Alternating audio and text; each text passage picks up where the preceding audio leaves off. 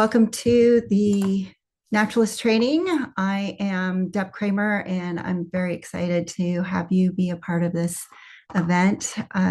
We've got some wonderful people who have generously provided their time in order to be able to share with you all this wonderful knowledge about slime mold, fungi, and lichens. So my name is Deb Kramer, and I will be your host for today. I love exploring and about nature, and over the last 11 years, I've had the great fortune to build a community around Coyote Creek. And we've created a lot of events to highlight the creek, and one of them are our BioBlitzes. And through my work at Coyote Creek, I've met many incredible people, and in this presentation, you'll meet some of them. So today's training, we're going to talk about, as I mentioned, the wintertime creatures that are fungi, lichens, and slime molds with our enthusiasts in their diverse world. And after their presentations, we'll close out with a Q&A. What I'd like to do now is start off by talking about Coyote Creek. It's a 64-mile long river starting in Henrico State Park. It winds through Coyote Valley, goes through downtown San Jose and in through Milpitas out to the bay. It offers a huge diversity of wildlife and ecosystems. And in the photos, you can see some of that diversity. And as I mentioned, the organization is 11 years old. I founded it in 2015, and we really want to do three things. We care for and advocate for the creek. We educate people about the value of a healthy creek and waterway. And we offer recreational activities that connect people with the watershed. And the way that we like to look at it is everything is connected. We engage people through trash pickups and to have them share their experiences. We also encourage people by participating in fun activities, getting some fresh air, and even meeting new people. And then finally, as I mentioned, education, of which you're joining one of them, our webinar today.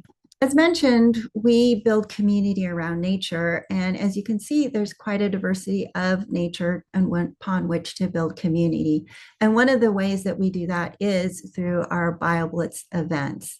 Over the last few years, Merav and I have been able to put together at least 12 of these webinar training events, and I invite you to visit Coyote Creek Beautiful's YouTube page, and you can go to YouTube and then at Keep Coyote Creek Beautiful. You'll see the training series as well as a lot of other videos that we have to offer. And then finally, on the next slide, we have a few upcoming events, which include our BioBlitz creek cleanups and even some BioBlitzes that Merav is hosting at Tulare Hill. So Merav Vonshak founded BioBlitz Club, a community science organization, to encourage people to get outside and learn about nature. And through this group's actions over 9 years, she has hosted over 160 events with thousands of people who participated and contributed to the growing body of knowledge about nature through iNaturalist. So at this time, I want to welcome Merav. Hey, hi everyone, and thank you for joining us. I'm so excited to learn more about all these amazing creatures.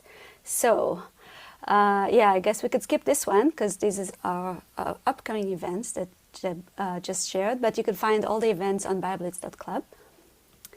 And I just wanted to take 2 minutes of our time tonight to mention our main tool that we use for the BioBlitz events and for other projects, iNaturalist, which I really love and are slightly addicted to. Just a couple of things about how we could use iNaturalist better, because I'm guessing many of you use the app or hopefully would use it in the future. So if you go out to the field and you'd like to document some mushrooms, then I always suggest to take more than one photo. And you could take, your favorite shot, could be like a side shot or from above or whatever, but you really need more than one photo to document a mushroom well. And when we document mushrooms, it's actually useful to take just one out if that's okay where you are, so you could get a view of the entire mushroom. And since these are all the same organism, you could put them under one observation. Okay, and this will be helpful later when people will try and help you identify what you're looking at. It's also important to remember that iNaturalist has an incredible AI tool that will help you identify what you saw in the field, but it's not perfect. It's far from perfect, especially for organisms that are hard to identify, such as mushrooms and slime molds and lichens that we're going to talk about tonight. So I would always choose something a bit more general than what the app suggests, unless you know what it is, and then wait for the real experts to look at that later. And you can also use the app to learn more about the mushrooms around you. Anyway, this is just a very brief note. And then the other thing I want to mention is that you could use iNaturalist also when you are planning your trip. Let's say you want to go and look for slime molds, because of course we all want to do that. So you could, and this is looking at the computer. So the iNaturalist app on your phone is pretty limited. So I always encourage people to log into iNaturalist on your computer at home. With the same username and password, you could see all your observations, all that. And then you could go into this area to filters. Actually, before you do that, you could type in slime molds, and then you could go into filters. Okay, these are just the slime molds in our area. Then when we go into, sorry, this is the map area first. Okay, just limiting slime molds to this specific area. A screenshot for that. But if you click on filters here, it will open up another screen that will show you many more options, and you could ask for just specific dates. So here I asked the app to just show me observations from the past week or so from this area, and then I can see where are the best looking slime molds. Of course they change very quickly, but it might give me an idea of like where were the most observations found in the past week, and I could maybe go and explore that area. Yeah, thanks, Merav. Really appreciate that quick overview. At this time, I'd like to introduce Damon. Damon is a naturalist and biotech educator in Oakland, interested in fungal diversity in California. He's been a major contributor to the California Fungal Diversity Survey project, which I think he's going to talk about a little bit, over the past 2 years, with more than 1,000 sequenced and Fungarian, I don't know if I said that, archived specimens. As a super user of iNaturalist, he finds immense value in the contributions of community scientists in understanding our local fungal diversity. Take it away, Damon. All right, welcome everybody. Thanks for having me here. Really excited to talk about my favorite taxonomic group, which is fungi. I think for anybody that gets into looking at mushrooms, you usually have an origin story. So mine was I ran out of food on the John Muir Trail, which was the longest backpacking trip I had done in my young adult life. And I remember seeing mushrooms along that trail and being like, I wish I knew what they were, because I would eat just about anything right now, but I don't know what they are. So I'll have to come back and learn about them later. So my background, I'm a molecular biologist by training, spent years at the national labs, but have done a lot in the natural history space over the last kind of 2 decades in the San Francisco Bay Area, a big part being fungal collections to understand their taxonomy. And as Merav kind of stated, if you start to use iNaturalist, you do have to watch out if you have addictive behaviors. I am definitely one of those people. I'm way over 100,000 observations right now. But I'm going to show you partly what drew me into that, which was really fungi. And then once I got in there, because of the nature of fungi, especially Myxomycetes mushrooms, you have to learn everything else. And all of a sudden, it's just a giant web of things and you can't stop looking. So for mushrooms or fungi in general, how are they related to everything else? They're a lot more like us than they are like plants, even though until about like 1969, 1970, taxonomists just called them primitive plants, more or less, the lower plants. And that was mainly because they had attributes like them, right? They didn't get up and move around like animals, etc. But they don't produce their own food. They can't capture sunlight and turn it into sugars like plants and other kind of photosynthetic organisms can. They're like us. They need to go out and more or less find a place where there's free lunch and then figure out how to get it and ingest it, or for them, partially ingest. So if we're looking specifically at mushrooms, because I know when most people hear fungi, that's all they kind of hear and see, because those are things that are the most obvious for us to see. This only takes up a really small kind of block of the fungal kingdom per se, or classification. And this really breaks down just into two major groups, the Basidiomycetes and the Ascomycetes. And all these get separated upon as the way that they make their reproductive structures, ultimately their spores that go out into the world and generate the next generation. So that's kind of just the top half of the chart you're seeing right now. That bottom half are all the other fungi that do crazy wild things. They're just a little bit harder for us to see when we go out in the field unless you're going out with a microscope. A handful of these will get big enough you can kind of see them in the field, but for the most part, when people hear fungi, they're thinking mushrooms. So we're going to predominantly in my talk lean into these things that produce big visual fruiting bodies. So where do you find these things? I mean, if we were just thinking about fungi in general, they're literally everywhere. You're going to have a hard time going someplace on planet Earth where you're not finding them. I mean, they're in you, on you. Yeast, we've got them in our mouths, we've got them all over our skin. All these little small kind of single-celled fungi are all over us. We can find them inside of plants, not just hanging out with plants on their roots and on their leaves, but literally inside the tissue. These are known as endophytes. These kind of protect plants from bacteria and other fungi trying to eat them. And some of these endophytes, at some point in their life, when their host dies, drops a leaf, or falls over dead, then turns into something that will eat the plant and then put up a mushroom occasionally. So we have some of those in our area called xylaria that do this a lot. We can find also fungi in freshwater like lakes and rivers. A lot of those tend to be small single cell stuff, but you can find full-on fruiting bodies, mushrooms, that will happen underwater. There's a very famous one from the southern portion of Oregon on the Rogue River known as Satharelia aquaticus, which is a mushroom that only fruits, from what we can tell, underwater. Very odd for most mushrooms. You can also find fungi in the oceans, and you can probably find them in space, or at least when you have a giant thing hit the Earth, knock up enough stuff that it shoots out through the atmosphere. Those fungal spores can survive in space, and that's been proven pretty well in some of the space flights recently, and specifically with the group that JJ will talk about, those lichens, where they've been able to put them out in the nakedness of space, have them get hit by a whole bunch of stuff, bring them back inside, and they're still happily alive.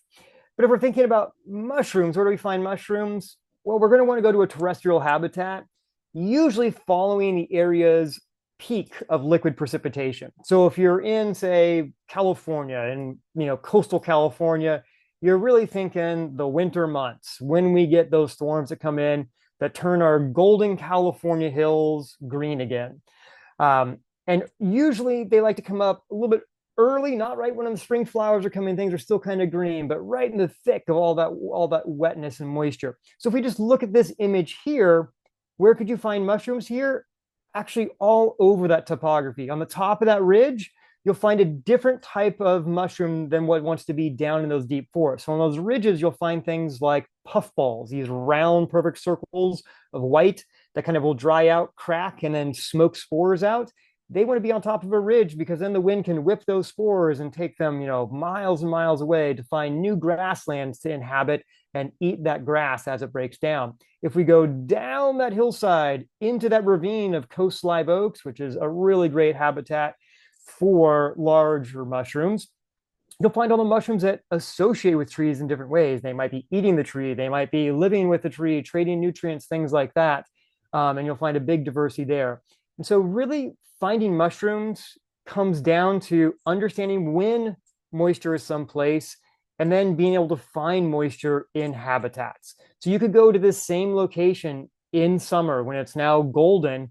You'll still be able to find mushrooms, but you're not going to find them up on the top of that ridge. You're going to have to go down into those ravines and find where the little bit of like fog drip, right, is trickled down and staying moist underneath maybe a log. And you'll find some microfungi maybe during the summer. But really when you want to get out and see the big stuff is during our winter rains, at least in coastal California. However, though, if we go to other portions of, say, California, and this is going to kind of apply broadly to other places in the world, if we're going when peak precipitation, liquid water is, this doesn't necessarily mean your winter. So if you go to the East Coast, right, winter is really, really cold compared to coastal California. You're not getting a ton of mushrooms that are coming up at that time because there's that giant snowpack preventing it. So they'll see most of their mushrooms come up during the summer, during those summer rains where you've got lots of liquid moisture around. In the Western United States, we have these really weird habitats, at least for what most people think about when you think about finding mushrooms. So if you go up into the mountains, you're not going to find mushrooms there during our winter. It's going to be too dang cold. But If you go there during the summer, it's going to be too dang dry. So really the only time you can find good mushrooms sometimes in the high mountains of California is when there's liquid water around, which is really just during snowmelt. And so we have a whole group of mushrooms that only exist in melting snow. And that's the best time to go up there is like May through June and find the edge of a snowbank. And then you'll just find tons of mushrooms flushing out from that, or some like this pink one here, Hygrophorus getzii, which will just make enough heat that it'll just push itself up through the snow and make use of the water that it's melted or the snow that it's melted. In our deserts, which nobody ever thinks about going to look for mushrooms in the desert, but tell me, they are there. They are definitely there. You just want to go anytime we've had a big rain, because there's plenty of things for fungi to eat there, but they just need enough water to then form fruiting bodies. And so that could be during the monsoon season. It could be during the winter if we have these big rains that hit. So right now, Southern California, in the deserts like the Mojave, have had huge fruitings of mushrooms going on. But I know for most of you, what you're thinking about, at least in California, is you're thinking about low elevation forests during the winter storms. That's when we have all that moisture that's been hanging around for a long period of time. We've got a bunch of plant diversity, and that's the easiest time to go see a big diversity of mushrooms in California. So kind of that usually stems from late October through about February, that window right in there, go into a low elevation California forest, and you're bound to find something up and about. And once you're in those habitats, where should you look? Well, this is kind of a broad way to look at it. There's kind of three general lifestyles that a lot of the big macro fungi in our area will use. And so by finding where they might be and thinking about the forest or the habitat you're going to, and these kind of classifications will help you find them. So a lot of fungi, a lot of Myxomycetes, a lot of the mushroom forming stuff are saprophytic. They just like to eat dead stuff. You know, you find a rotten tree, a rotten log, go, look at the edges of it, you're going to find some mushroom growing on there. They'll also grow, where debris accumulates in those desert zones. You don't have a bunch of trees hanging out with logs falling over in the desert, but you do have, seasonal plants that come up and then get washed down in these washes and buried in the sand. So where those washes kind of take corners and stuff, that debris builds up. And if you go there after a rain, that's where you'll see those saprophytic fungi popping up out of the sand.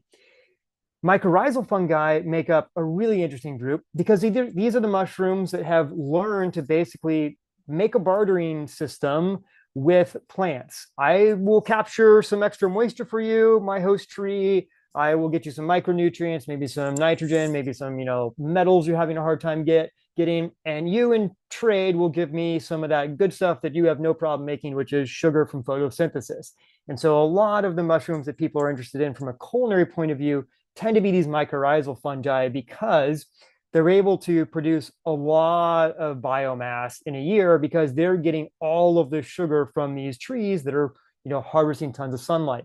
You also have mycorrhizal fungi that associate with smaller plants. I know we mainly think trees when we think these mycorrhizal fungi like chanterelles, porcinis, things like that, but they will also associate with smaller things like little tiny manzanita plants or, other small woody plants, Ericaceae, things like huckleberries are a great place to find a huge diversity of mycorrhizal fungi. And then our third group we can kind of think about are parasitic mushrooms. And so these ones are more or less fighting the host while eating the host. And so in this case, you're usually walking through a forest looking for a tree that does not look in good shape, and then looking around the edges of the tree, seeing if somebody is fruiting. One of the most notorious ones of these is in this photograph here. This is the honey mushroom, or Armillaria is the genus. This is known in the Guinness Book of World Records as being one of the largest organisms on the planet. So if you fly over Eastern Oregon, there is a single organism that is approximately 5 kilometers in diameter that is all one Armillaria fungus. And they can tell that because if you do genetic studies of one side of this large fruiting or large mycelium to the other, you'll notice that genetically the mushrooms that are coming up are exactly the same. And so these can have a huge, huge footprint. And these are ones that are very common to see in urban California because as plants get stressed in urban environments, these quickly come after those stressed plants and then kill them. And you'll see them slowly make their way through a neighborhood, killing trees. So if you've ever been to the outer portion of San Francisco, the Sunset, you can literally watch, over the course of a decade, a honey mushroom just kind of make its way down the street, killing the street trees. So a very, very notorious one. But these kind of three general lifestyles help you understand where to go and look when you come into a habitat. Where might there be some free lunches, some dead wood around? Where are there some large trees that might be, hosting mycorrhizal fungi? And then are there some plants here that look in rough shape? They might have somebody fruiting directly on them. In order to kind of even wrap our heads a little bit more around how to see them, it's good to know the general life cycle of a mushroom. And remember, when I say mushroom here, we're mainly talking about just those Basidiomycetes and Ascomycetes, even though the word mushroom from a taxonomy point of view only relates to the Basidiomycetes, so things with like gills and pores and that type of stuff. The morels and things like that technically are sporocarps, but common speak, we just call them all mushrooms. If it's big enough for you to see and it's fleshy and it's fungal, we'll call it a mushroom, unless it's a lichen, and that's going to be JJ's talk. So a mushroom, what's its life cycle look like? Well, the mushroom comes up, and this is basically, I jokingly call like the sex palace of the fungal kingdom. This is the only place where you're getting genetic swapping taking place in the life cycle of these organisms. They'll swap genetics, they'll make spores, which will be one copy of the genome, and then they'll send them off into the world somehow. It could be in the wind, could be on the back of a fly, a whole bunch of different ways. Those spores go out someplace, they land, they germinate, and they grow into things called hyphae. So these are little fungal tissues that just have one copy of the genome. And what they'll do is they'll grow along, they'll start eating some stuff, and then they'll look for kind of a mate. And unlike, us animals, we're kind of boring. We've got like, a two-party system, like male, female. Fungi can have up to like 23,000 different mating types. They will decide that they've found somebody they like, they've got good genetics, and then they'll basically start living together in something that's known as mycelium, which basically means you'll fuse your cells together, your nuclei, your DNA will live separately, but more or less in the same cell, and then go on and then make a big mycelial mat eating stuff. So that could be eating wood, it could be making associations to those tree roots and doing the mycorrhizal thing. And then as you get close to, say, our winter season in California, they will start to build a hyphal knot. So they'll take a bunch of the tissue and they'll bring it together so it's nice and tight, kind of like getting ready for like a sponge event, I call this. When we get that first rain, what can happen is all those cells can really quickly swell up, and boom, you can get the mushroom just in a couple days. So some of it's division of cells, but a lot of it is actually the swelling that's able to get you the big kind of fruiting body really quick. And then we can start the whole process over again. But kind of understanding that general cycle just helps us to understand how and when we should go looking for mushrooms. So usually after the big first rain, if you can get out 2-3 days afterwards, you'll start to find mushrooms, no problem after that. In California, we've got a huge diversity of mushroom types that you can find in different shapes and stuff.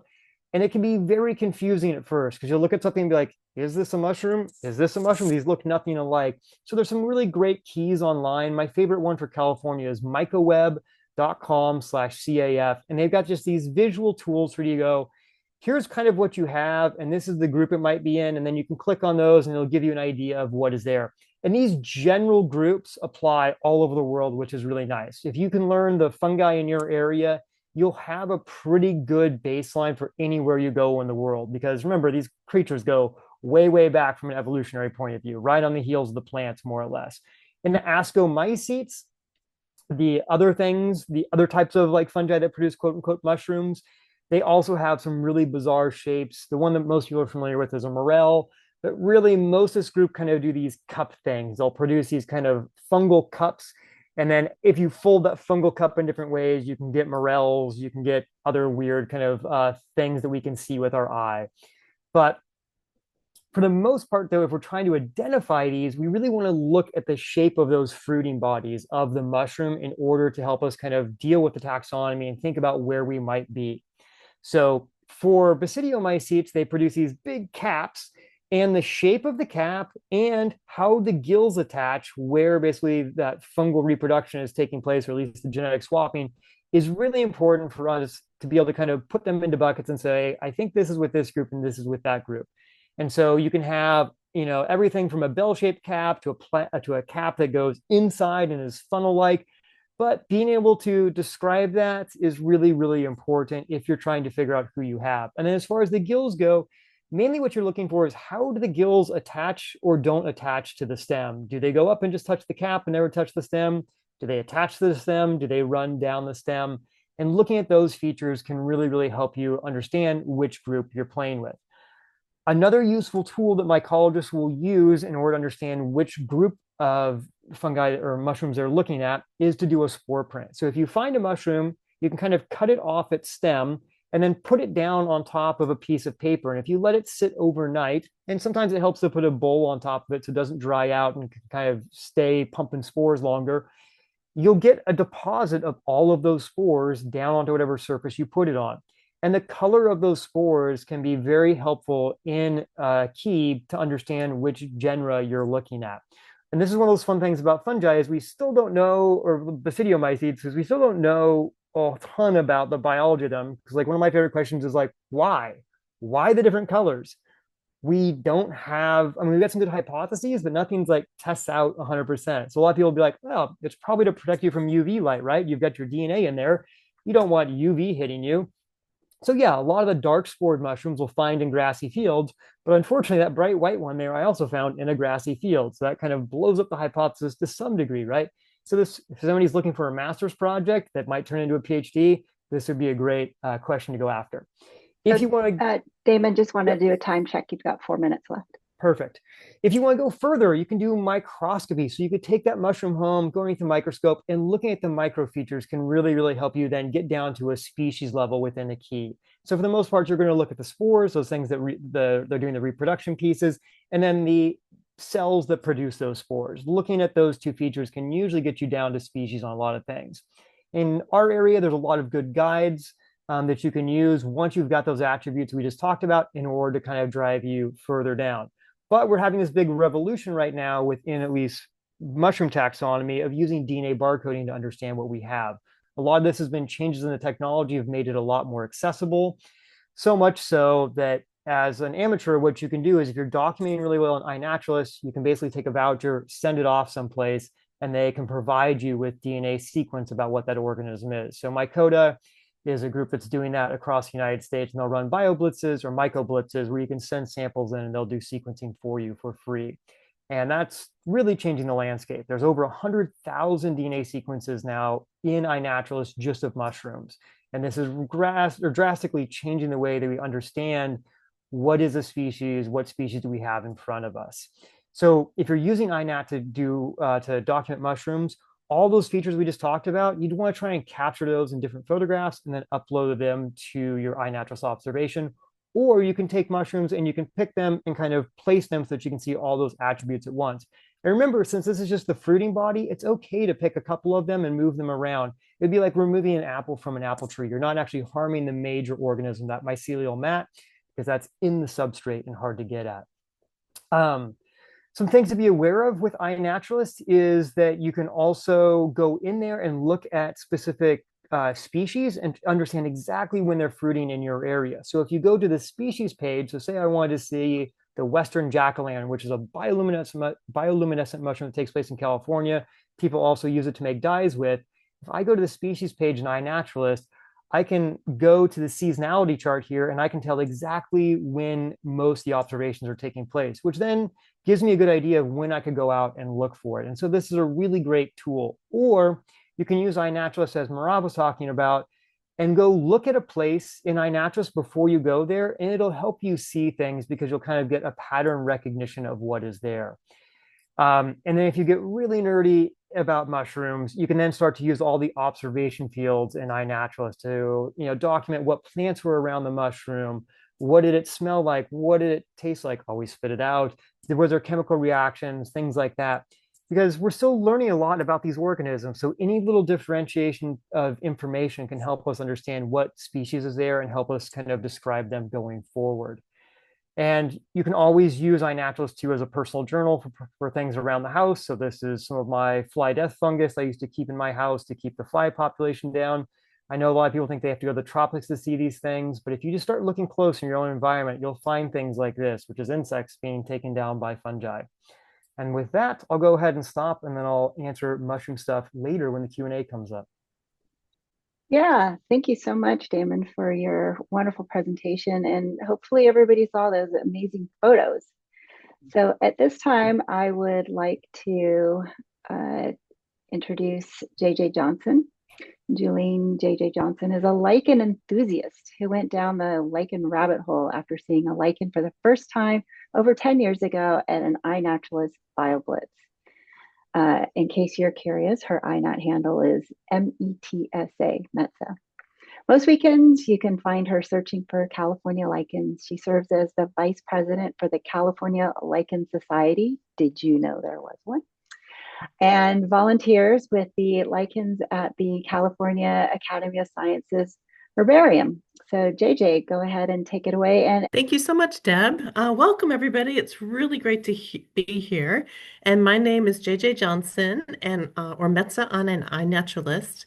And I've been learning about lichens for about 11 years, and I first discovered them on a BioBlitz via iNaturalist.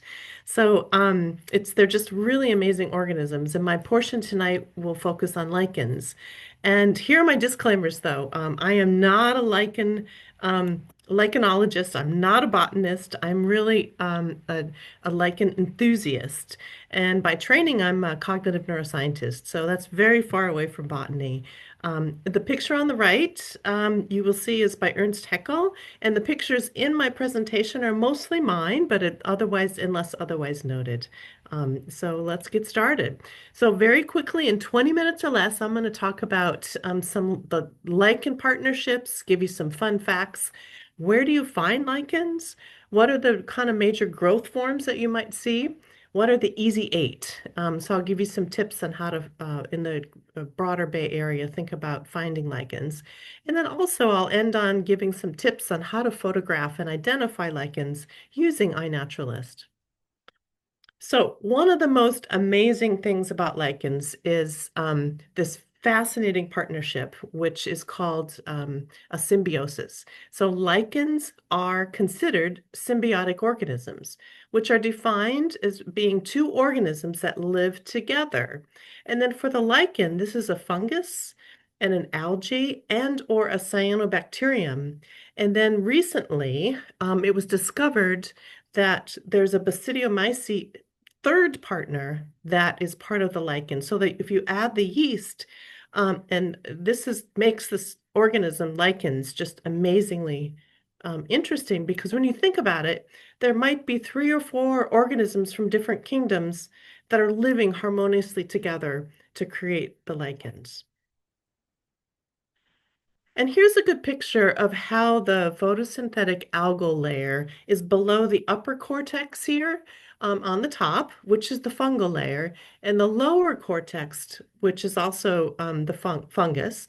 And in the middle, Damon talked about hyphae, and in the medulla, we often see these strands of hyphae that are kind of providing the shape on the inside. But then we have this important algal zone, which is the photosynthetic partner in the lichen. And oftentimes after it rains, you can see through the upper cortex into the green the color of the lichen. And this is why it's fun to look at lichens both when they're dry and when they're wet, because they actually can slightly change color based on that phenomenon. But essentially, lichens are fungus that discovered agriculture. So think about that. They actually put those two pieces together, the fungus and the algae, and they work together so that the outer surfaces of the fungus and then the algal centers of the lichen work together and have their own farm within themselves. So it's a fascinating concept when you think about how they actually have their own food and they have their own house in the same place. So where can you find lichens? So just like Damon said, pretty much anywhere.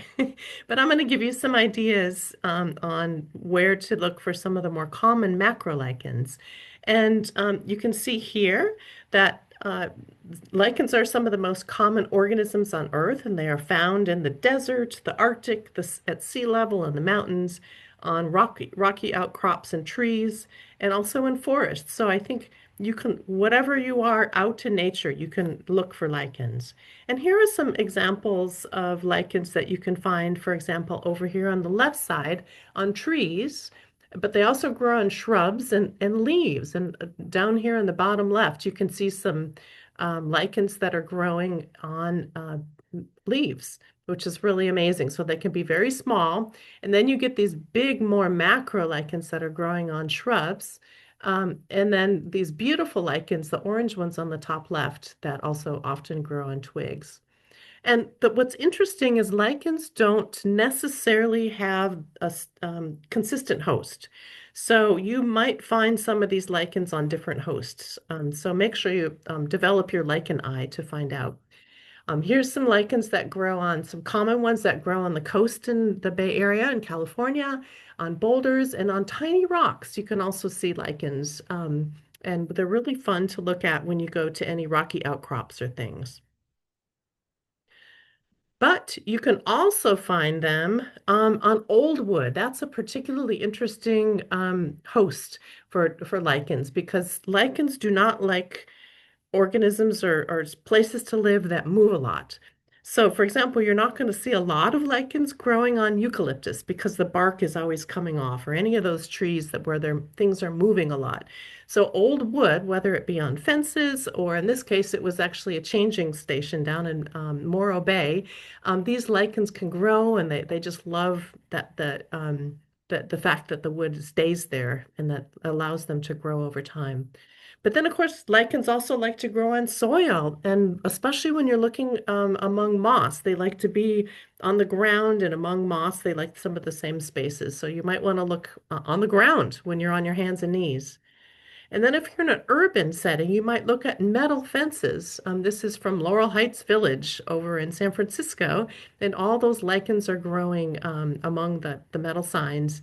And then a gravestone, if you go to a cemetery, also pay attention to the lichens that you might see on the gravestones. And unfortunately, some cemeteries like to take the lichens off the stones because they very, very slowly over time will start to degrade the stone. But if you go to a really nice old one, you can see beautiful lichens. And then again, with the same concept, old stuff. So here's an old leather boot that's sitting out in the forest and it's grown lichens, similar to an old car. So again, look everywhere. And I love this quote from Clara Scharnagel, who's over at UC Berkeley. She says, once you see them, you can't stop seeing them everywhere. And so I encourage you to go listen to her Joyful Microbe podcast about lichens. She's really the expert lichenologist, and it's a wonderful podcast. Okay, so now let's take a deeper dive into the types of growth forms that you might see. And you can remember these shapes or try to memorize the terms, whatever you like. And lichens are like leaves, or the lichens that are like leaves are called foliose lichens. And you can see over here on the left side, those are kind of leaf-like. And if you were walking quickly, you might not even think that this was a lichen. You might just assume that it was a leaf.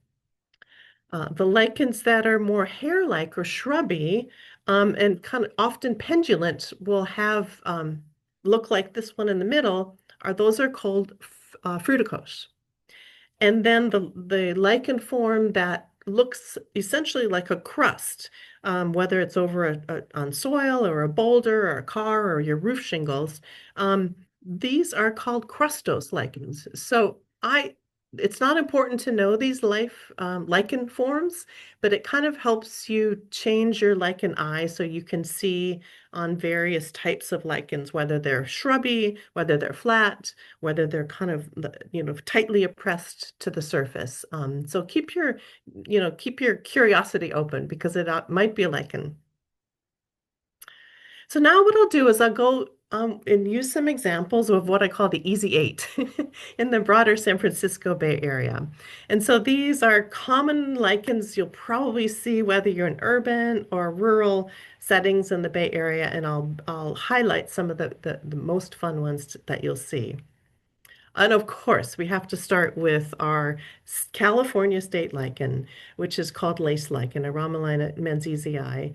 And the California Lichen Society actually worked to get the first state lichen in the country, and it's in California. And you can't miss this lichen, especially in the Bay Area. And you might first see on the bottom left a tree that's just full of draping stuff, and you wonder, what is this? And when you get up closer, and it's important, especially to get up close to look at the lichens up close, and to see this lace patterns that is so characteristic. And in these photos, you can also see that there's a lot of variability in the patterns of lichens, whether they're closer to the ocean or whether they're in drier habitats or Northern California or Southern California. So, keep in mind that there's variability in how these various lichens look. But once you get close up to lace lichen, you can definitely see this pattern, and and you can take this lichen to species. And of course, if anybody's been walking around in cities where you have a lot of nitrogen, like that comes from car exhaust, you will see common sunburst lichen. And these grow in this kind of characteristic rosette patterns with some variations. And usually they have what they call apothecia that are in the center here, these fruiting bodies. And this is how they reproduce. But it's not always there. And sometimes they're more harder to find, and then sometimes they're growing on, in this case, it's a twig of a cactus, or something that they kind of make themselves, and do the best they can to find that. And you'll find them on trees, metal posts, light posts, actually in Golden Gate Park. You can see them all over, and most commonly in cities. And again, this is because they are nitrogen-loving lichens. And importantly, though, this is really important in lichens, they have a white lower surface. And you can see here in this photograph on the bottom right, it's important, very similar to when you think about taking pictures of mushrooms, to think about like multiple shots of lichens, because here there are some lookalikes. And when you see this very vibrant yellow pattern with a white lower surface and these apothecia kind of in the center, the wider lobes on the outside, you're pretty sure that you're going to have common sunburst lichen. So those are the things you want to look for. And when you're documenting it on iNaturalist, please take that other picture, so that will help folks. Okay, so oak moss is actually not a moss, and it also doesn't just grow exclusively on oak. So this is a really strange common name, but Evernia prunastri has another feature that's really interesting, is that the ends of these branches branch kind of like uh, an elk, like a reindeer's antler. So when you look at all of the ends have these bifurcation here of the two strands that go on. So that's something to look for when you're looking. But importantly, you can also look at the lower surface of the oak moss, and it's going to be a different color, meaning it's white, than the upper surface, which is more pale gray. And so this will help if you get, for example, an oak moss specimen that's kind of looking ratty. It looks kind of strange and not this nice pristine pattern on the left. And part of that may be because it's more in an urban setting, but you want to take a look at that bottom or the lower surface. So turn it over, take a look, and take a picture of both sides. So make sure you flip it over. And again, this one in the Bay Area, you can take to species pretty easily if you decide that this is Evernia. But again, they have lots of different forms. And then we have, now I want to shift to some of these more macro lichens that you probably won't find in cities. And what's interesting is these lichens, the Loberia species, have actually three partners, and we've talked about symbiosis in the beginning. And so they, in addition to being a fungus, an algae, they have a cyanobacterium. And so these are nitrogen fixing lichens, which are really cool. So these will actually fix nitrogen in the air and in the soil. So they're very, very important. And we see these a lot in the Santa Cruz Mountains. So And again, up on the top left, you can see one type of species, the Lobaria anthrapsis. They can have slightly different apothecia here. And then another version, the Lobaria anomala, has, I call it the candy cone lichen, because it has all these things that look like sugar, which are the reproductive structures called ceridia. But importantly, if you look on the lower surface here, you will find these pseudocyphelli, these little speckles. And I'll talk about true cyphelli with a different genera later, but you'll see these speckles, which are actually different than the lower surface of the Lobaria pulmonaria, which is lung lichen. And again, this is one of the more rare lichens that you see in the Bay Area, but you definitely can see it in the Santa Cruz Mountains and if you go up to Marin, etc. But these are really special lichens and are indicators often of air quality. The tube lichens this was the JJ, lichen one that got moment. me interested in lichens. You've got 5 minutes left. Perfect, perfect. And so importantly, there's some features to look for. These tube lichens are hollow. They have inflated hollow tubes, and they're typically greenish gray or brownish gray. But sometimes it's difficult to take these to species. So you have to look at the inside of the tube to see what color is in there. In this case, it's white. And I also look at the tips of the hypogymnia strands here in the tubes. In this case, this would suggest a different species. So not all of these hypogymnia can be taken to species without some additional tests. And that's an important concept with lichens. It's not easy to do it just from photographs. The beard lichens are super easy. You can identify these to genus anywhere in the world, which is really cool. And these are these bushy lichens that grow in both urban and rural areas, and they can be the center cord. If you actually pull a strand, it should feel like a rubber band, and then reveal the central cord here. And if you see the central cord, then you know you have an usnea or a beard lichen. And importantly, some of the beard lichens in the Bay Area have a red central cord, and that's something that's super important, especially in these long pendulant lichens like this, because it suggests a different species. And of course, when you see the red version of the macro part of the lichen, the shrubby part, you can take that to species. But again, these are really hard lichens to take to species apart from a few other characteristics without doing some measurements and some spot tests using some chemicals. But if you go ahead and take a look at their inner tube, that's a good start. The ruffle lichens are distinctive because they have these black cilia on the edges, and sometimes they're not really obvious, as in this case, but they're kind of there. So look for those black cilia, those hair-like structures, and you can get that to genus. And of course, our favorite pixie cup lichens. These are the ones that grow on the soil and the sides of banks, and they look like they're just having a ball with these little cups here, and they come in all sorts of different shapes and sizes. And again, a really, really difficult species to take to a genus to take to species, often because it requires TLC, other spot tests, etc. So I know there's a lot of taking the Cladonias to species on iNaturalist, but I'd rarely, if ever, do that. I think it's really, really difficult. Okay, so we have a lightning round here. This is going to go really fast. The question is, do you think it's a lichen or not? And you don't have to answer out loud because I can't see anybody, but think to yourself. First one, this looks like a lichen or is it? Okay, so this is actually a moss. This is not a lichen.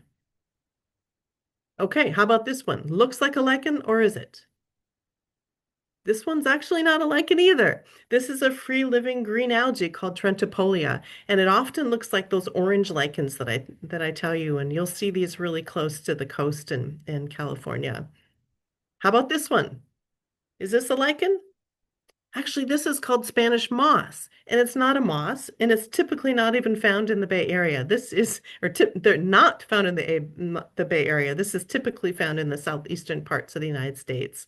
But it does look like beard lichen, and some people mix it up sometimes, and that's okay. And then pull that strand and see if you can find a central cord, because this Spanish moss will not have a central cord.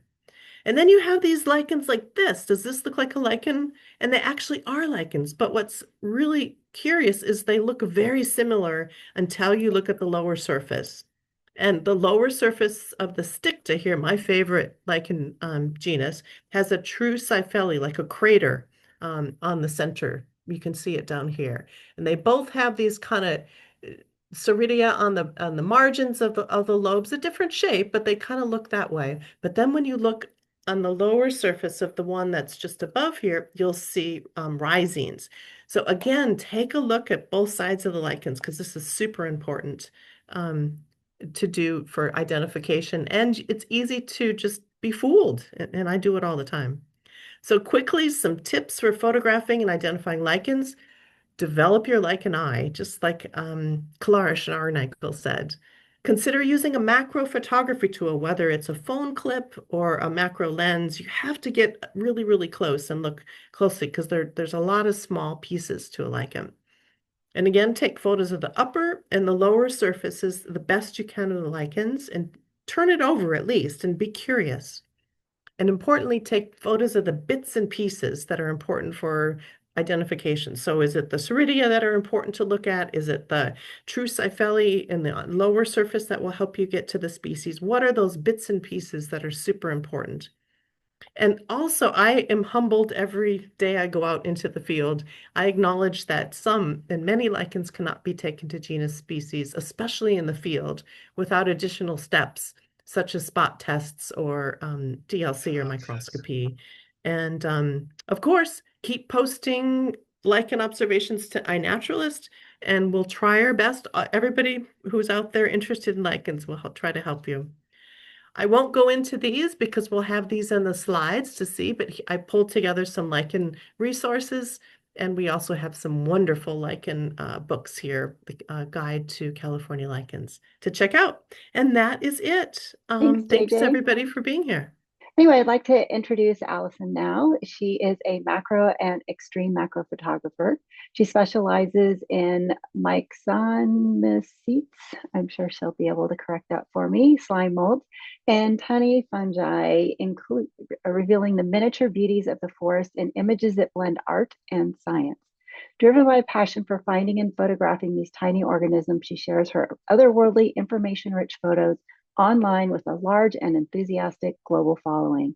Her work has been featured in numerous print and online publications, including National Geographic, the Sunday New York Times, Der Spiegel, and Science Weekly. All right, take it away, Alison. All right, so, well, these are tough acts to follow. Thanks very much, JJ and Damon. I am also not a professional. I'm actually a mathematician by training, but I love nature, I love hiking, and I discovered Myxomycetes is how we say it, or Myxos for short. So my origin story is this one. I was hiking one day and I always carried a camera because I like taking photographs of things in nature. And I saw this odd little thing, which is maybe, 2 inches across, inside a redwood tree. And I had no idea whatsoever what it was. So I came home and I did a reverse Google image search and figured out that it was something called a slime mold. And I read for 12 hours straight. I literally did not leave my chair for 12 hours straight. At 4 in the morning, I told myself, you have to go to bed. The next day, I bought a macro lens. I was instantly smitten and instantly hooked. So for slime molds, the most important thing you have to know is that they are really tiny. So I take slime mold pictures with specialized lenses because I want to share with the world the beauty of slime molds. And they may look big in my photos, but most of them are very tiny. So this is Physarum leucopus, and I found it on this bit of bark. And in the red circle are the 2 individual fruiting bodies that are in this photo. So that's pretty tiny. Another one of my favorite examples, this is Lepidoderma tigrinum, and 2 fruiting bodies that look like they have little almond flakes on top. They were on a leaf, and so here is the collection of those fruiting bodies on a leaf, and I took a picture with a pencil for scale, and it's not a giant pencil. So they're really tiny organisms. Most of them you're not going to find if you're just walking through the forest. You have to get down on your hands and knees and really take a closer look. So just a quick overview of what are slime molds. So they're not animals, though they do move, they're locomotive in the early stages of their life cycle. And they're not fungi, even though they propagate with spores. They're not mold, which is fungal. They were originally classified as fungi, and thus the term Myxomycetes, because myxo is slime, and they are slimy in the beginning, and I'll show you that. And mycete means mushroom. But eventually, more modern scientific techniques revealed that they were not in the fungi kingdom, but they're more like amoeba, single-celled amoeba. They actually are single-celled organisms with many, many nuclei, and they're classified in the kingdom Protista. So when you first see a slime mold, the spores, they propagate with spores, and the spores tend to be dispersed. They're in the air, they're underground, they're in the soil, they're under the bark, in wood, in dead wood. But when you first can see them with your eyes, they are coming out as something called a plasmodium, which is slimy. That's the term slime mold. So it expands like a lacy pattern along a leaf or a bit of dead wood.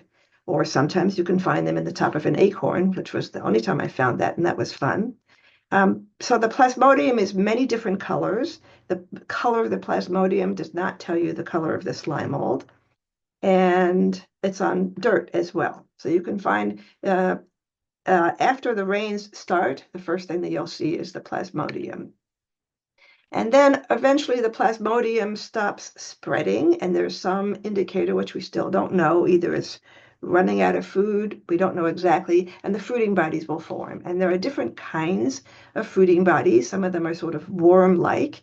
That's a photo I took in Berkeley, and I think of it as alien writing. And some of them have fruiting bodies that are standing up and they're on stalks. In this case, I blew the spores out so you can see the inner structure of the slime mold.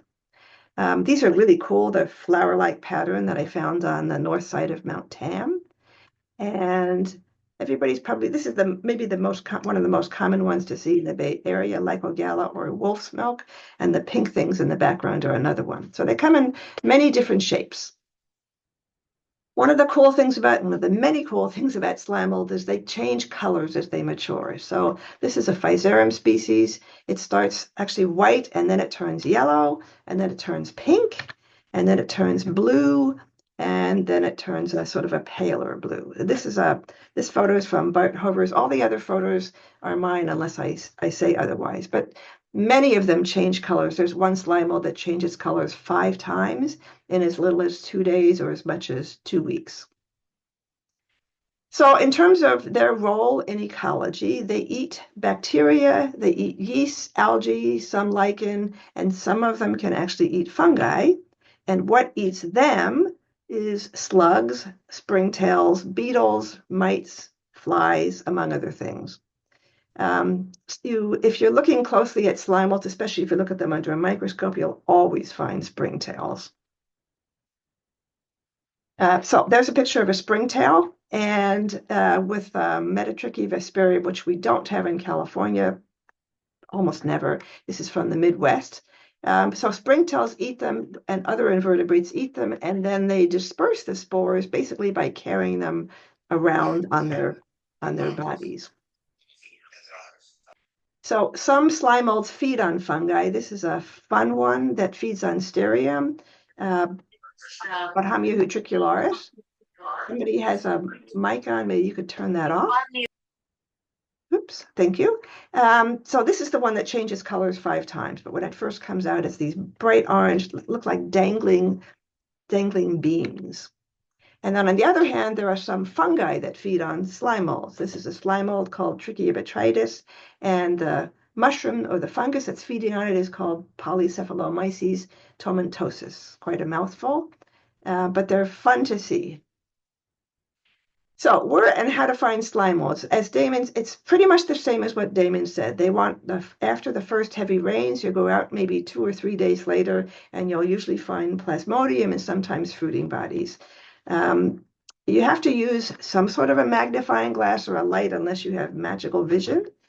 And So you'll find them wherever there is or has been moisture. So it might be dry for a while and you can still find them, but they're most common to find in California in the rainy season. And they're easiest to find in wet forests, on decomposing logs, on woody debris on the forest floor, and leaf litter.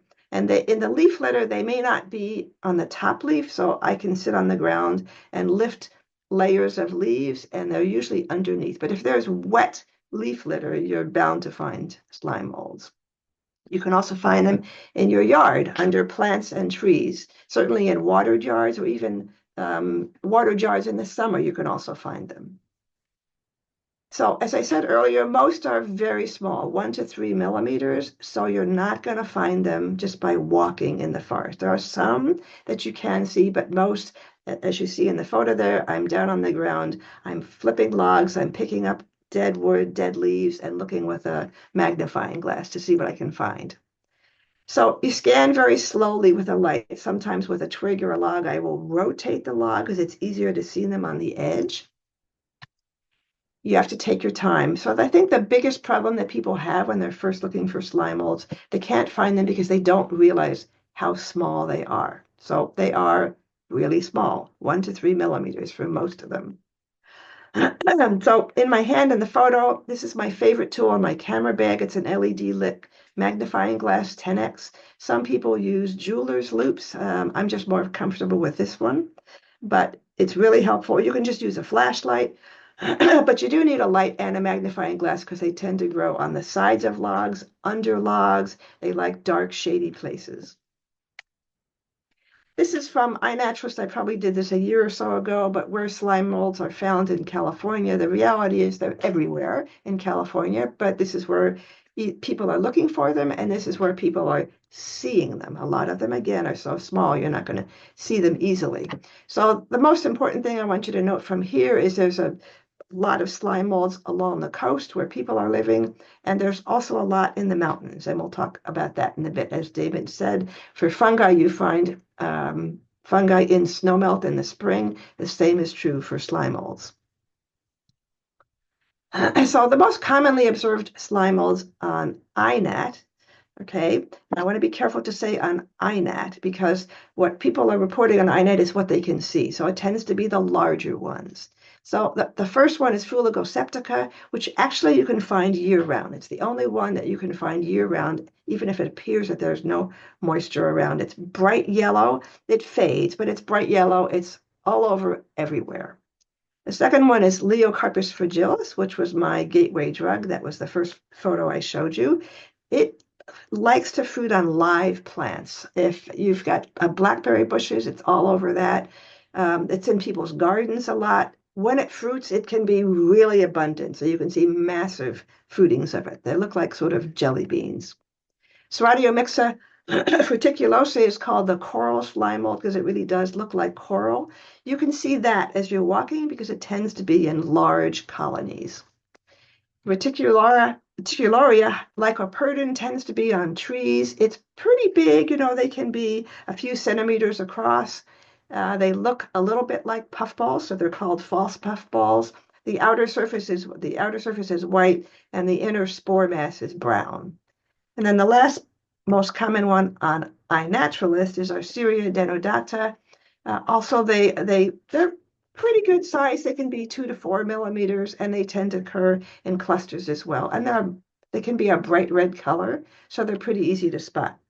But this is the caveat that these are the most commonly observed, but they're definitely not necessarily the most common. So they're the most commonly, I should say, reported on iNat, and that's because people can see them. But there are a lot more slime molds that are common in California and elsewhere, but they're smaller, so they're not that commonly observed. This is a Trichia or Hemitrichia species, and this one's pretty easy to spot because when it's young, it's bright orange like this. But there are 4 or 5 species and even 2 genera that look like this when they're young, so you can't identify it just from that photo. This is Didymium squamulosum on a leaf, so these are only about 1.5 millimeters tall. But when they're around, they're in pretty big fruitings, very common on wet leaf litter in the forest.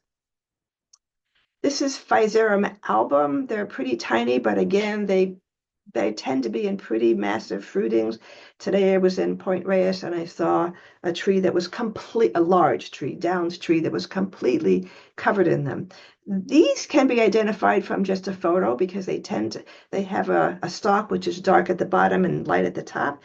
And then the sporotheca or the sporocyst, the tops of the fruiting bodies, they nod, they lean. So that's a pretty easy one to ID with just a photo. This is a Cribaria species. So what's different about Cribaria is they have these sort of nets on the outside. So you can see these lines, and this is the net that holds the spore mass together. So we have a lot of Cribaria in the Bay Area, but they're small. So you have to be getting very close to look at them. So Alison, just a time check, you have 5 minutes. Wow, that goes fast. Okay, we have snowmelt slime molds, as Damon said, in the spring snowmelt. There are something like 1,200 species of slime mold worldwide, and of those, about 100 are found only in snowmelt areas near the edges of snowbanks. For example, here, if you pull twigs at the edges of snowbanks, or it could be as much as 50 feet away, as long as it's been wet from the snow. So there are another 20 or so that fruit in the snowmelt, but not exclusively. So a quarter or so so naviculus is the term for snowmelt slime molds, and a quarter of them are in the genus Lamproderma, which is stunningly gorgeous. They're iridescent, blues, purples, golds, greens. They're amazing. They're really beautiful. So in the Sierra, as I said, the most common one is Lamproderma. This is my favorite stick I ever found with full of beautiful Lamproderma. That is a close-up of some of the fruiting bodies on that stick. Lamproderma pulveratum has these little white spots on it. And this is Lamproderma arceriotes, which has these white lines, these sort of crystals on them. For photographing slime molds, you can use a cell phone in macro mode, but it's pretty hard to get close enough to see enough details. I'm sure that over time they'll get better. A reasonably priced camera option is the Olympus now called OM Systems TG Tough camera, and you can get some pretty good photos of slime molds if you have a steady hand. But to get the best quality for images for slime molds, you need a DSLR or a mirrorless camera with some sort of a macro lens. And if you really want to go down the rabbit hole, which I've been doing for years now, I use microscope objectives adapted to my camera to take photos. So this is the TG, one of the TG series. It does something called in-camera focus stacking, which I don't have time to talk about, but that's a technique that we use to get really highly detailed photos of slime molds. This is one of my maybe my absolute favorite photo from Damon using a TG camera, getting the beautiful colors of the slime mold. Very quickly, this is the sort of the general characteristics of slime molds. The blue outer layer is called the peridium. It's mostly got patterns on it. And then inside we have the capillicium, which are these threads that hold the spores in place. And over time, the peridium dehisces is the term. It dries out, it opens up, and the wind releases the spores, or people brushing by or animals, the spores are released to disperse. So for this one, I took a slime mold and I blew out the spores very carefully so you can see the capillidial threads. And so if you want to identify slime molds, you pretty much have to do microscopy. There are some that you can identify just with a good photo. So this is the capillicium under a microscope, and you see some spores there. So spore, what we call ornamentation, is really important. There are various kinds as shown here that you see in a microscope. And then a little bit about where to learn more. Most of the books on slime molds are very expensive and very technical, but this is a really good basic book, a handbook of slime molds. There's a second edition coming out sometime next year, but it's inexpensive and a good introduction. There's a Facebook group, which is terrific. It has 80,000 members now. I'm the admin of one of the admins of that group. We have world-class experts who help people identify slime molds there, so it's a really good place to learn. If you want to learn about snowmelt slime molds, Dr. Brian Perry and I teach a class in the Sierra in June on snowmelt slime molds. It's a lot of fun, and you find these gorgeous Lamproderma up there. And I wanted to just close with a couple of my favorite photos. This is from Golden Gate Park. It's two completely different genera and species growing together, which is not very common. I call this the cheerleader. And my very favorite photo, this is Lamproderma from Point Reyes after a big storm. It has just amazing texture. And that's it. Thanks very much for your attention. Thank you so much, Allison. That was a wonderful presentation with incredible photographs. Thank you. So yeah, really amazing. So I hope that everybody enjoyed all three of these presentations. Thank you. That was good. Yeah, so what I'd like to do now is just offer up a time for questions. And I'd like to go back and read some of the questions that came out in case you didn't see them, with a quick answer that was provided by our wonderful presenters. So the first one was about, is it okay to touch mushrooms? And they are safe to touch, except for one in Japan and Australia. Another question was, do fungi make mushrooms? And Damon says the kingdom fungi is massive and only a small number of them produce mushrooms. We talked about snowmelt, and the spore dispersal may be helped by water moving spores away from the mushrooms, but many appear to be vectored by the wind and insects. What is the definition of the difference between polypores and bracket fungi? Polypores are a taxonomic group, where bracket fungi generally describes fungi that produces shells. And then the follow-up question was, can a fruiting body then be a polypore and a bracket mushroom? Yes. Another question is, can you tell how old Evernia prunostria based upon how many branches it has? Yes, I just saw a paper about how many of the antlers that they have. You can age it. I did not put into memory what the growth pattern was. I have a memory it was like a year, but I would go and review that paper again. It was really fascinating. So it's really hard to age lichens, and this is one of the lichens that perhaps it will give us some insights on how to age. Did you have something to add, Damon, to that? No, I was the person asking it, and I was hoping that, yeah, that was more or less what I had gleaned. But yeah, it's super exciting because, like JJ said, it's hard to, you look at them and you're always like, how old is this lichen? You know, how slow does it grow? So just to have something we can put a foothold in is really cool. Question on TLC for lichens, thin layer chromatography. We had a question about Spanish moss on oaks, and it's more likely in Monterey to be lace lichen. About elf cups, identified fungi or protista. Damon, you want to answer that one? It seemed very specific to. Sure. So elf cups is a broad term that describes at least two different genera of ascomycete fungi. One is the scarlet cups, and then one is the blue elf cups. And so they kind of fall into different groups. And this is always the hard thing with common names versus scientific names. The scientific names give you more granularity. Yep. Okay.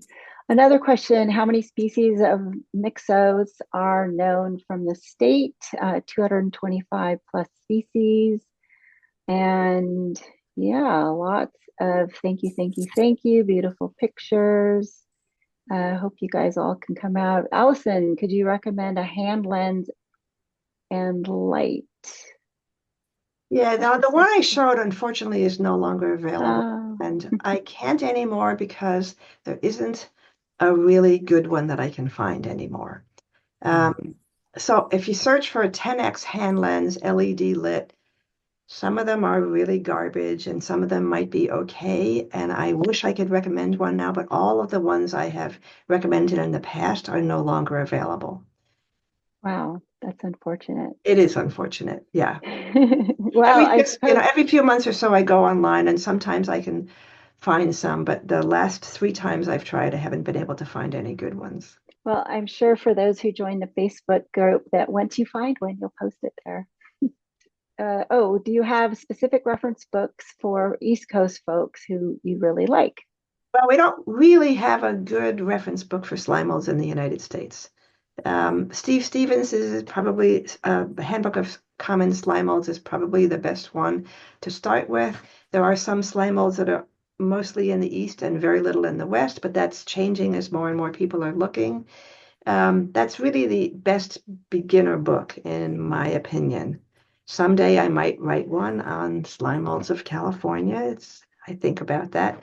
But any books past that are much more advanced books and either out of print or really expensive. So I think the best place to learn about slime molds is to follow the Facebook group. It's free, lots of photos. I think for the East Coast, the National Audubon Society Mushrooms of North America is pretty good because it's usually historically written by somebody on the East Coast. So it's very biased towards a lot of the East Coast species. So that would be the first one I would check out. And it's also usually inexpensive, very photo driven. So it's a really great kind of like mid-level book to start with.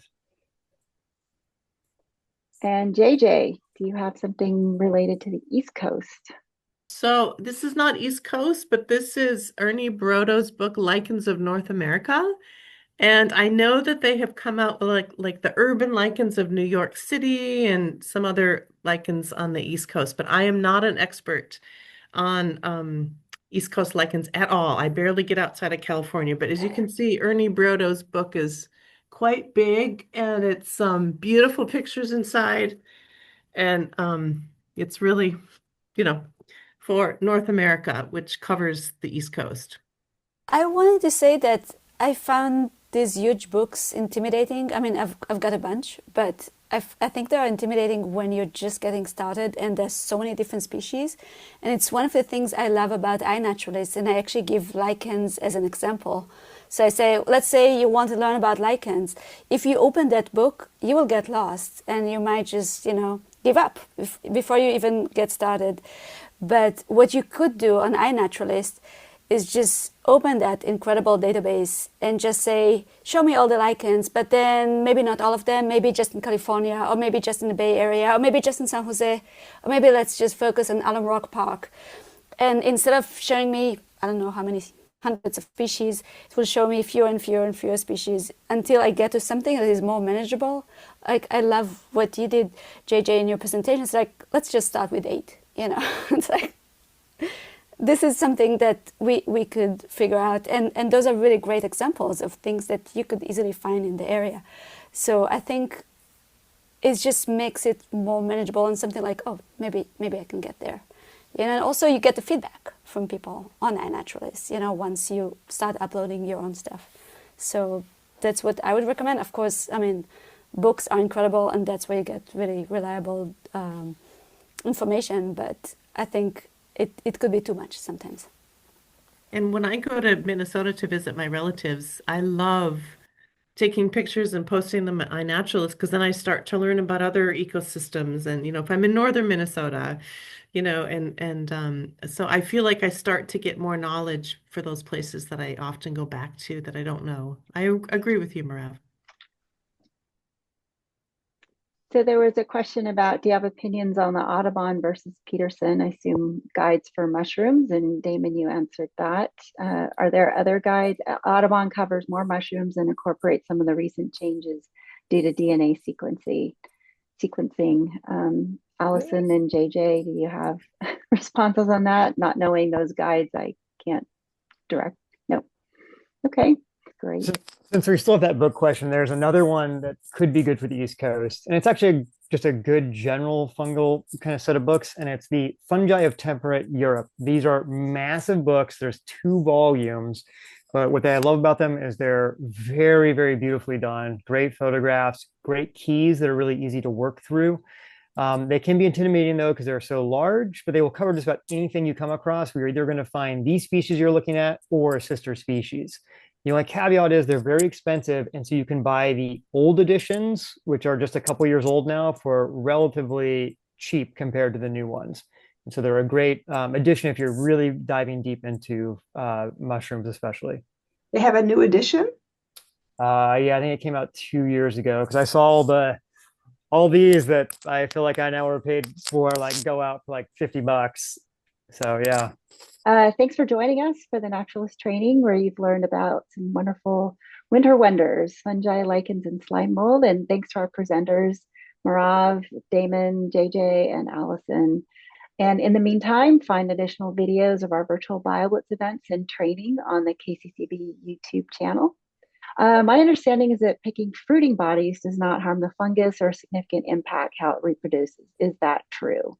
And Damon, you mentioned that is true for most fungi, except for large bracket fungi that grow year after year off the same shelf. I have a question for Alison. So Alison, you mentioned something about using a microscope or microscopic lens or something like that when you take your incredible photos of the tiny, tiny, tiny slime molds. Yeah, Could I you have elaborate? two different camera gear sets. One is in the field. I use an Olympus camera, and they're really excellent macro lens. And then at home, I take a microscope objective and I adapt it to my camera. And so I can take, really, really microscopic photos of these things. I use a technique called focus stacking, which the more you magnify, the less the depth of field is, the less that you can see in focus. So I have this automated rail that moves the camera a tiny step in microns each time and takes a photo. And so when I'm using a microscope objective, I have a 5x, a 10x, and a 20x. And so I can get anywhere from 100 photos to 800 photos that are then combined using computer software that takes the in-focus bits of each of the individual images and combines that into a single image with everything in focus. It always requires some work to fix up artifacts, but that's how I get those really blown up images with lots and lots of detail.